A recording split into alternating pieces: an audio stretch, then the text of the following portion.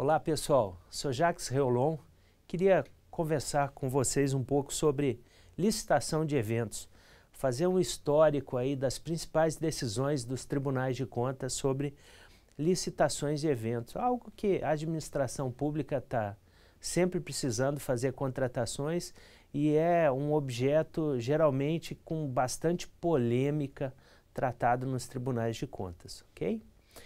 Então, se nós formos fazer um levantamento das séries históricas aí dos acórdãos, principalmente do Tribunal de Contas da União, nós vamos ver momentos em que o tribunal decidiu questões importantes que consolidaram hoje uma jurisprudência sobre licitação de eventos. Então, basicamente, quando eu vou fazer uma licitação de eventos, o que eu vou contratar? Eu vou contratar uma empresa especializada na gestão de insumos para a realização de eventos. Geralmente esses insumos são próprios da própria empresa ou geralmente eles são subcontratados de terceiros. Então essa empresa faz gestão geralmente de recursos humanos, alimentação, diárias, tendas, painéis, o pessoal encarregado da gestão do evento. Então, na verdade, a empresa de eventos é uma grande gestora de insumos para a realização de eventos para a administração. E quais são os principais acórdãos do Tribunal de Contas da União? Nós temos uma série histórica de acórdãos que hoje a gente consegue verificar uma jurisprudência já formada a respeito desse objeto. Então, começamos por 2006. Em 2006, o Tribunal de Contas da União se debruçou sobre a necessidade de separar das licitações o serviço de publicidade com serviços de eventos. Antigamente se licitavam em conjunto publicidade com eventos. Geralmente os eventos eram contratados pelas agências de publicidade perante terceiros, né? Então o Tribunal de Contas da União fez um estudo, entendeu que era questão de parcelar o objeto. Por quê? Esse parcelamento decorreu, primeiro, de uma exigência legal, está no artigo 23 da Lei de Licitações. São objetos distintos e não tinha justificativa econômica e financeira, econômica e técnica para esses objetos serem licitados em conjunto.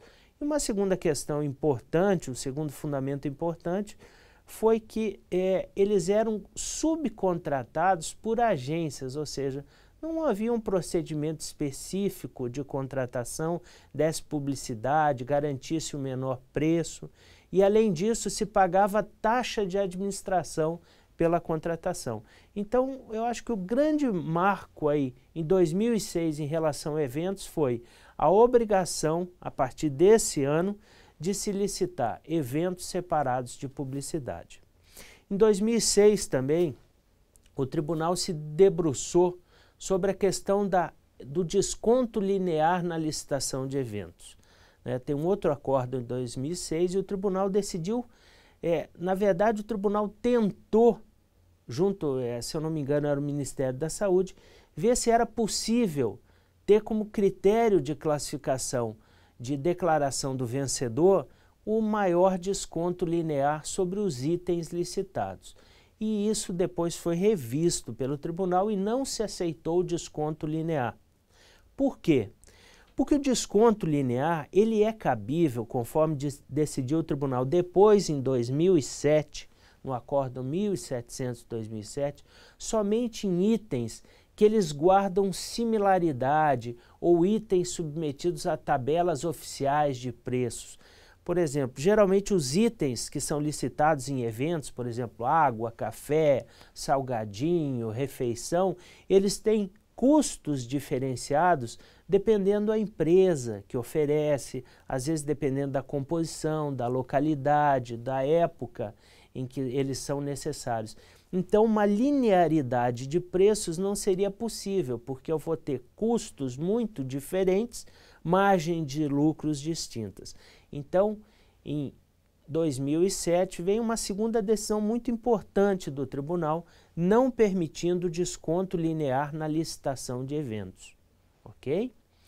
Temos depois também, em 2007, a decisão no sentido de afastar a cobrança de taxa de administração, ou seja, a remuneração de taxa de administração para alguns itens da planilha de eventos. Por exemplo, é necessário licitar, alocar a área para a realização do evento. Geralmente, alguns editais, inclusive houve edital do TCU que constou, o critério de remuneração do contratado era um percentual sobre o preço que ele pagava da área alocada. Então, o tribunal decidiu que não se poderia pagar um percentual sobre a área locada para a realização de eventos por alguns motivos. O primeiro deles era que isso caracterizava a chamada administração contratada, que foi expurgada da lei de licitações, né?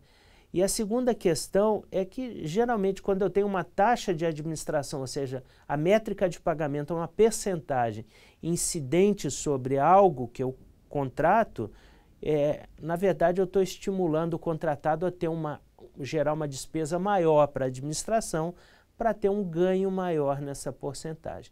Então, nessa época também foi abortada o pagamento da taxa de administração, ou seja, o uso da taxa de administração como métrica de pagamento do contratado.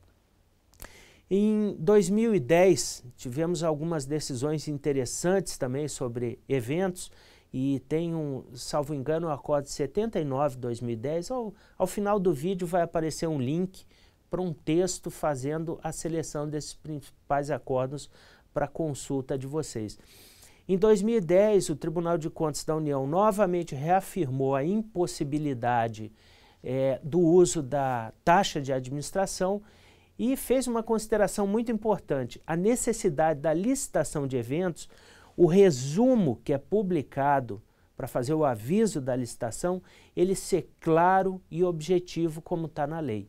Então ele se debruçou sobre um caso em que foi divulgado como pregão eletrônico para contratação de empresa para serviços de logística de determinado órgão. Quando, na verdade, se lia o termo de referência, o que estava sendo licitado? Serviços de eventos. Então, esse foi um dos motivos também que o tribunal anulou essa licitação pela necessidade do resumo a ser publicado ser claro e objetivo. Ou seja, na visão do tribunal, contratação de serviços de eventos, contratação de empresa especializada para a prestação de serviços de eventos. A palavra eventos é importante na publicidade para não restringir a competição. E essa questão nunca foi, sempre gerou polêmica a contratação de eventos. Em 2015 tivemos um voto plenário importantíssimo, depois foi reafirmado por um outro acórdão precedente. Esse acórdão de 2015 é da lavra do ministro Benjamin Zinler, um ministro extremamente técnico, muito conhecedor da área de eventos, desse tipo de prestação de serviço. Em síntese, nesse acórdão, o tribunal definiu a impossibilidade de haver caronas quando há ata de registro de preços para eventos. Por quê? Porque no entendimento do tribunal, como eu tenho preços para vários itens e eu ainda não tenho um critério de julgamento adequado que me garanta que cada item está ao preço de mercado, quando eu faço uma adesão, eu posso ocasionar um jogo de planilhas, ou seja, eu posso ocasionar que na execução da ata pelo carona sejam executados apenas os itens com maior preço. E isso não significaria uma contratação mais vantajosa para a administração, ou seja, o carona executaria apenas itens de preços mais elevados e em detrimento de itens com preços mais vantajosos à administração. Na verdade, essa decisão do tribunal está baseada numa dúvida, né? Mas o controle externo no Brasil, ele age também fundamentado pelo princípio da cautela. Então, há judicialidade, há fundamento na decisão do tribunal, né? Então, o tribunal decidiu pela impossibilidade de ter adesão nas atas de registro de preço de eventos. Em síntese, pessoal, esses são os principais marcos decisórios do Tribunal de Contas da União relacionados a eventos, ok? Eles estão disponíveis no final do vídeo para vocês. E acompanhe nossos vídeos aí no canal do YouTube. Obrigado.